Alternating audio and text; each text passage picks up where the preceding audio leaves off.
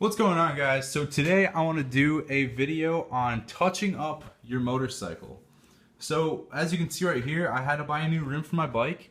The rim is in very good condition. It's not bent. Everything works. The only problem is a cosmetic default.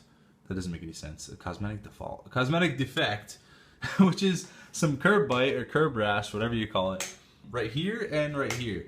So something I've noticed, and it applies to me as well, is a lot of people are afraid to do their own touch-up work on motorcycles and cars as well, just because they're afraid it's going to turn out poorly. So rather than taking this rim to someone who can paint it professionally and paying like 160 bucks, I bought a small can of Rust-Oleum Gloss Black High Performance Enamel Tough for, alright, whatever.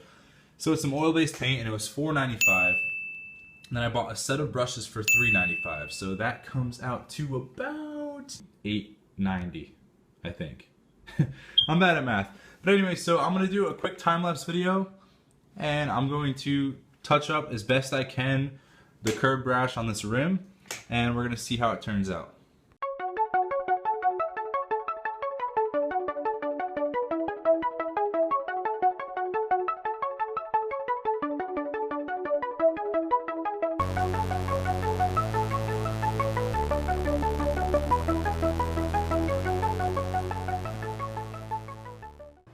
And the final product. So I am actually a lot more pleased than I thought I was going to be. Take a look, take a look, take a look. It looks pretty clean.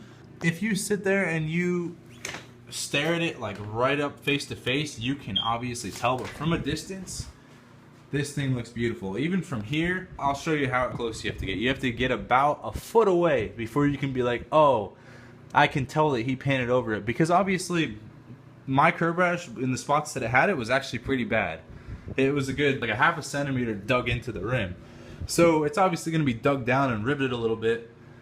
But that brings up my next point. Be very generous with the amount of paint you use. Straightforward. And what I mean by that is when you first go to paint it, get a lot of paint on the brush and just start going over everything. Now another thing you could do is put a small layer on, let it dry for a couple hours, put another small layer on, let it dry for a couple hours, another small layer, and so on until it gets looking the way you want it to. Now I obviously do not have the patience to do that, but I was very generous with the amount of paint I used, and there's a thick layer on there, but it actually makes it look the way it should, because obviously when you get a scratch or this, whenever this hit the curb, it dug into the rim about a half centimeter deep. So because I used so much paint, it kind of lifted it up and made it flush with the rest of the rim, and it makes it look how it's supposed to. So again, I'm really proud of my work here. I've never done anything like this before.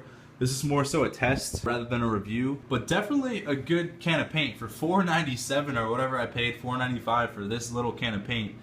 It definitely gets the job done. And look, I barely used any of it. I have enough to do 600,000 other things until it dries up and expires, because I'm never going to use all that. Some things to keep in mind: while this may cost $9, you could also pay $160 and have a lot better job. So if you're the type of person who needs everything to be perfect, maybe this isn't for you. Whereas if you're the kind of guy who just wants your bike to look nice and you're not going to go over the whole entire thing with a microscope, this is a big money saver, and I would definitely recommend it. And I'm that type of guy, so luckily this works for me. But yeah, if you guys enjoyed this video or if it helped you in any way, please hit that like button, subscribe for more content, and I will see you guys later.